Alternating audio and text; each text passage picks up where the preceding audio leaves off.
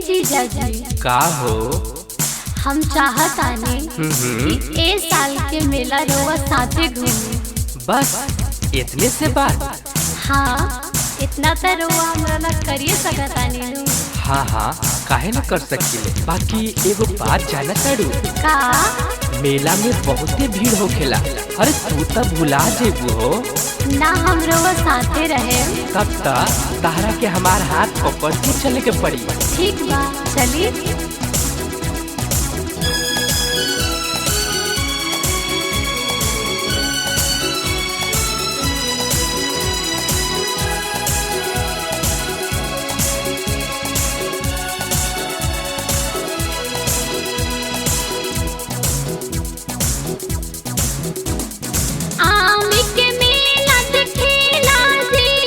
मन बड़ी हमारो करेला जी, श्रद्धा पूरा जी। ए जीजा जी जिद न करी, मेला घुमा दे। ए जी मेला घुमा दे जी, मेला घुमा दे। सुनी ना, मेला घुमा दे जी, मेला घुमा दे। देखे जैबू आमी के मेला हो, भीड़ बड़ी ओही जे हो खेला हो। तू भीड़ में रेला जैबू, साचो कहिले सुनाए साली, सांझे भुला जैबू। सांझे भुला जैबू ए साली, सांझे भुला जैबू। सांझे भुला जैबू ए साली, सांझे भुला जैबू।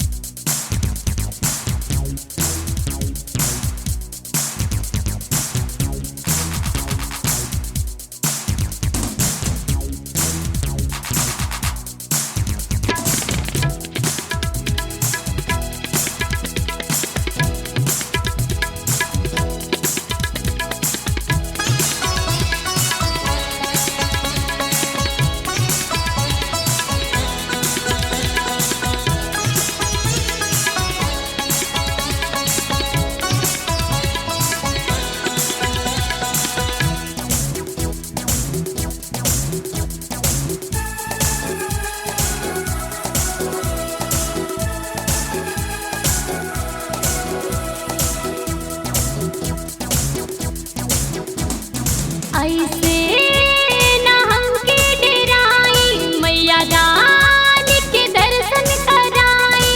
ओहो हो।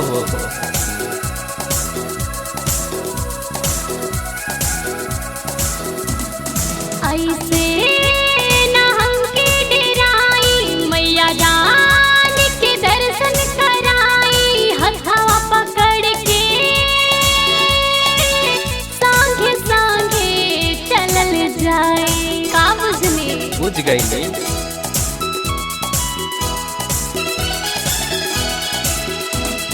चाट छोला हम के खियाई हो, साचो टावर वाला झूला झूलाई हो। सचो जिया जुरा दे।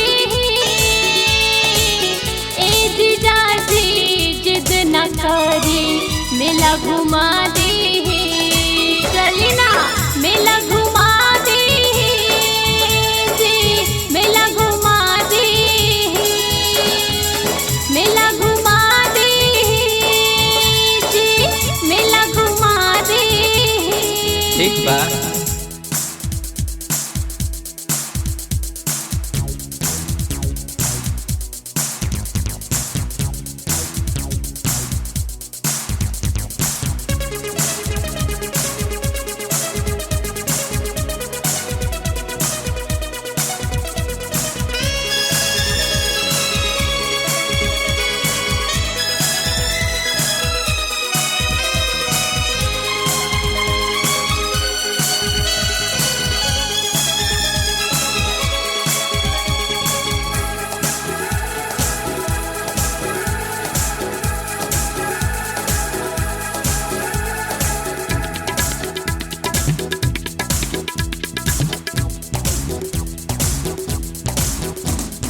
सतमी के दिन बाबे साली मन बूना त चला हाली हाली।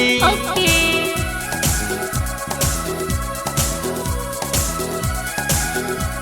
सुना हाँ सतमी के दिन बाबे साली मन बूना त चला हाली हाली। पेन्हिला ना सूट रंग लाली हो। ओहो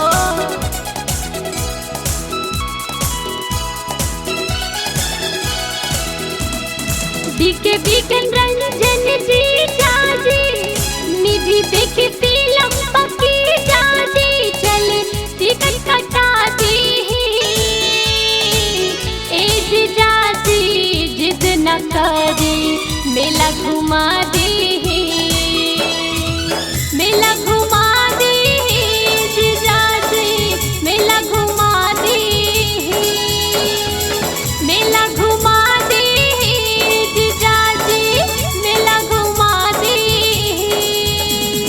देखे जैबू थावे के मेला हो भीड़ बड़ी ओही जे हो खेला हो तू भीड़ में रेला जैबू।